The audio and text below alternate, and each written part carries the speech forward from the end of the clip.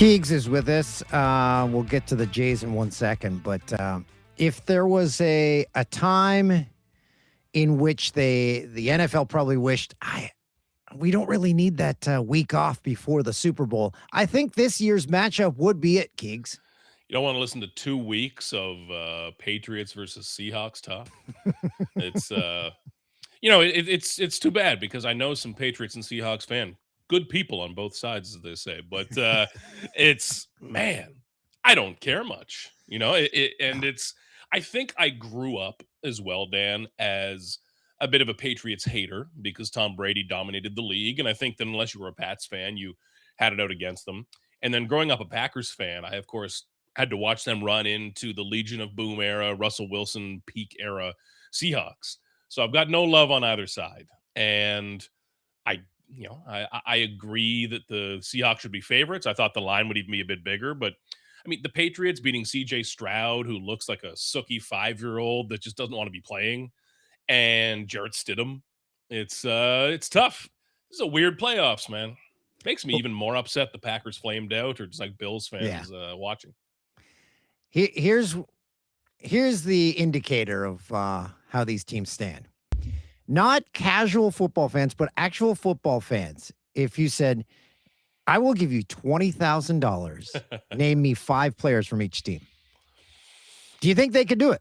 No, it's tough because by the time you get past Drake May, past JSN, past Cooper Cup and stuff like that, it's not the probably not the Super Bowl dream for the host network either. Now, everyone in the world's going to watch it. I'm going to watch it just as happily as I normally would because I'll put on a few bets and have a few beers and life is good.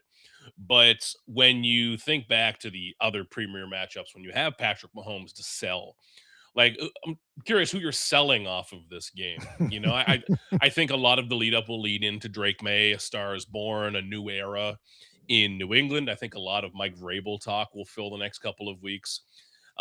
Whereas the Seahawks are kind of like subtly a great team. And I mean that in a complimentary way, Mhm. but they don't have that Lamar Jackson in your face. This guy's the MVP who does stuff others don't. Now, Jackson Smith and Jigba is one of the best receivers on the planet, maybe number 2 with Puka Nacua, but it doesn't look like Calvin Johnson or something like that, right? So an interesting matchup, a matchup for the more football purists, I guess. But everyone will still tune in and get angry about something and turn into a music critic at halftime and all the same crap we do every year. But it's one of those years where I just feel like there's not a lot of juice in this postseason. As far as the Jays go, the one dream that was out there, at least for myself, was crushed right after we spoke on Wednesday as Cody Bellinger re-signed with the Yankees. What were the details of that contract? It's massive. 5 years, 162 million with a $20 million signing bonus. So we held out hope, at least I held out hope that he would land with the Jays, but I think it was inevitable that he re-signed with the Yankees. Can't believe one of those mystery teams didn't come and sign him. They Yeah. were so real. Those very real mystery teams that only tend to come out when a team's bidding against themselves, which is all the Yankees were doing. It was kind of New York against New York for this. And Bellinger ends up where he's supposed to. Like, I like Bellinger a lot as a player. And I feel, Dan, that since he's been a free agent a few times relative to his age, quite young, in free agency, we pick players apart. Just like Bo Bichette, he's a good example. By the time his free agency's over, we're talking about, his defense. I don't know how he's going to age. Whereas when a guy's under contract, you celebrate them. And I think that we've had a couple of these cycles of picking Cody Bellinger apart. And that gets you separated from the fact that he's a hell of a ball player. And he's going to do really well in New York. And I think that the Yankees lineup is scary as hell again. Like, they were an offensive juggernaut last year and weren't remembered as that, oddly. It's been strange to hear the dialogue around it, but Bellinger is going to mash there again. I'm certain of it. And the Jays are now kind of, my God, my flight to Dunedin's 2 weeks from now. And you're in kind of tinkering mode right now. You're going to see the minor league signings, the little things. But if anything big is going to happen, I think it's got to be the trade market again at this point, positionally, especially as teams are getting close to camp. If opposing teams have a guy they want to trade, I think back to even that Matt Chapman trade. And when I look up the date of that trade here, that was mid March. They let that one go a bit deeper into camp. You normally don't want that to happen. So you could see some movement around the arrival, those first couple weeks of camp. But the Bellinger dream. Hope you didn't order the jersey. I know you were thinking about it. Yeah. Eh, I seriously, man, it just visions of him hitting 60 at the Dome. Well, he's got an opt out. Maybe we can get him in 2 years. You mentioned the trade market. So they do have a pitcher they desperately want to trade in Jose Barrios. Any updates? Berrios is going to be probably one of the things I'm most interested in this spring. Like this time of year, I start to think about what do I actually care about when I arrive. And I know, like a lot of the narrative around the Jays, well, they're just coming off the World Series. The day I arrive in spring training, that doesn't really matter anymore. I don't care anymore. What do I actually care about for stories? Kazuma Okamoto is pretty near the top of my list because he fascinates me. The young pitchers like Trey Savage, Ricky Tiedemann, I think they're pretty high up. Things I want to talk about week one. But Berrios is right there, man. And I look at this from two different angles. And the first is that I don't want people to overreact on Berrios because now how this ended in 2025 was ugly. First time in the IL in the big leagues, he was visibly frustrated about that. I remember speaking to him I believe we were in Tampa, and he spoke to us, and he was not happy. He was a pro about it, but there was frustration. And then how the year ended, Ross Atkins saying that Barrios was not happy, being left off the roster, moved out of the rotation. That's not a great look. I get it. But at the same time, Barrios, for very valid reasons, was the Blue Jays nominee for the Roberto Clemente Award. He's someone who I respect the hell out of as a player and as a professional. Like the entire persona of La Machina that he has built in the big leagues. Each passing year I cover the game, I'm more impressed by guys who are consistent and can sustain success. Every year I'm going to cover a new guy that throws 100, but then his elbow is going to explode. I'm going to never hear from him again, right? Berrios doing this for a decade in the big leagues is so impressive to me. And that and the reputation he's built did not go poof in one instance. And I don't want this to color completely how people view Jose Berrios. Now, at the same time, this is an awkward situation, and you can't dodge that because if the Blue Jays started the season right now, how am I rolling out the rotation? Dylan Cease, Kevin Gossman, Shane Bieber, Trey Savage, Cody Ponce, probably. The issue, Dan, is that all of the reasons the Blue Jays might want to trade Jose Berrios are the same reasons that another team is going to say, like, nah, no thanks, because he is owed money. He has the option to opt into 2 more years. Now, if you are trading for Berrios, you're looking at those as dangers for your team and your payroll. Now, it's important that the player has that power, and that's something he's earned and negotiated. But if Berrios has a god awful year, he can say, "Well, I'll opt into these 2 more seasons, 20 plus mil a year, and have that protection." So the Blue Jays are in a spot where they would need to eat some of that salary. I don't think that they are at all willing to part with prospects to lessen that number.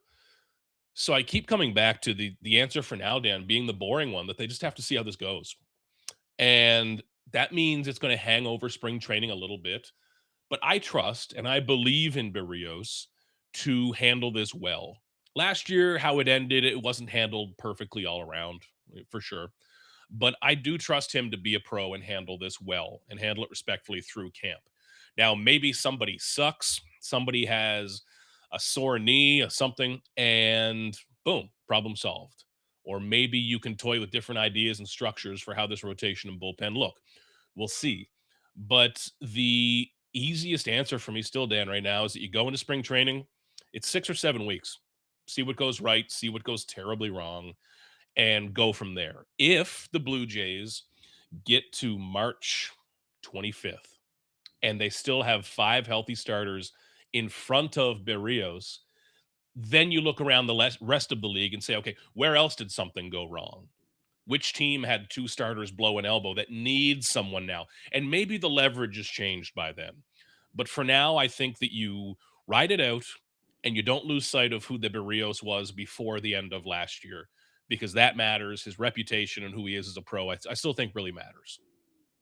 So that situation with too many arms leads me to believe that the thoughts of a return of Max Scherzer, not that anyone, but still, he's still out there, landing a guy in the Scherzer role like Verlander or bringing Bassett back. That would just complicate things even more. So I believe you can put those three on the shelf to never be thought of again. Yeah, that's probably for even further down the line. And like Verlander can still pitch. We saw it. God, we saw that Bassett can still pitch. He can still pitch for a few more years if he wants to, just given how he takes care of himself. And he doesn't need to throw 99, right? The play for Scherzer, I think, continues to be picking a team midseason. And that would end up, Dan, working how last year did, just without the thumb issue off the top. You're just being pickier off the top. And his start in Seattle, where he was barking at John Schneider and his performance of the postseason, I'll always remember that. Blue Jays fans should always remember that. But during the regular season, it was half a season of a 5+ ERA. It wasn't great. And I think the Blue Jays have upgraded significantly off of that. Verlander, I'm interested to see where he keeps going. But Chris Bassett, man, I think that he makes so much sense for like 20 teams in this league. The Blue Jays being one where I don't quite see it, where they do have locked in, like rock solid starting pitching. But for any team in this league on a 1 year deal or a 1+1 where there's some sort of option, ton of sense, even for non contenders who can flip him at the deadline and give Bassett another shot at this. But he is someone who, even at his age, I think he's going to sustain this for a couple more years. And we saw him run into a bit of a back issue late in the year, but I don't think that was anything major. Like, I think he can hold up to this. He's made of rubber. I trust him. And he's a hell of a competitor, too. Like he's not just looking to coast through making another 8 mil somewhere. Like he's a fiery guy who I believe in. And I hope he gets another shot, man, at the postseason. He deserves it. There is one player who was on last year's team that went to the World Series that has so far not signed anywhere. Is the Ty France era over in Toronto? Don't want to break your heart. It just may be. Same as Isaiah Kiner Falefa, I guess, at the end there too. And like both of them, like rock solid big leaguers. Like they will Mhm. find jobs. In both cases, I hope for their sake that they can land a major league deal with a guaranteed gig there. But Ty France, man, as a Gold Glove candidate, which came out of nowhere, Mhm. and I respect that because Ty France coming up as a prospect and a younger player in his 20s, mid 20s was just kind of like whatever defender and didn't really hit enough. And if you're a first baseman, you better hit, right? You don't need to be Vladdy, but you got to do something. You got to platoon, do something. Ty France really worked on it and turned himself into a good defender. He is someone who I think should be landing a kind of 1 year prove it as a starter sort of deal. We'll see if he does. And then kind of Falefa, I mean, I understand that those images from the World Series and how close it all was, blah blah blah. Everyone knows. I know that sours some things here in Toronto, but I'd say a lot of the things about IKF as I would about Berrios, just like someone who I find so impressive as a professional around the clubhouse and around the city and the organization. I It sucks how it's ended for him here. It just sucks. But he will find a semi-regular role on a big league team again this year somewhere, and hopefully get another shot at some postseason to erase how that last one ended for him, man. You mentioned last week when we were discussing the needs of the Jays, and you said they could still go for a bat. There is a bat out there, Rowdy Tellez. Big Rowdy. You know what? I'm trying to think a couple of years back. I think this was 2 years ago when the Blue Jays went out and got Daniel Vogelbach. That spring, I saw Rowdy Tellez down in the field in Dunedin. And like we always had a good relationship because he would give me crap, and I eventually caught on to how he worked, so I would just kind of give it right back to him. And he was playing for Pittsburgh at the time, but he waved at me up in the press box to come down, and we're just catching up. And I think I went down and I told him, Rowdy, it's only like February 29th. I don't write stories about players as bad as you until the middle of March in spring training. Like, what do you need type thing. And we had a good laugh. And he said actually that year that the Blue Jays had reached out to him. So there was almost a little reunion there a couple of years ago with Rowdy Tellez. But man, I remember him coming up as a prospect was one of my favorite all-time prospects for the Blue Jays out of Elk Grove High School in California. I think Buck Martinez's old high school, I believe.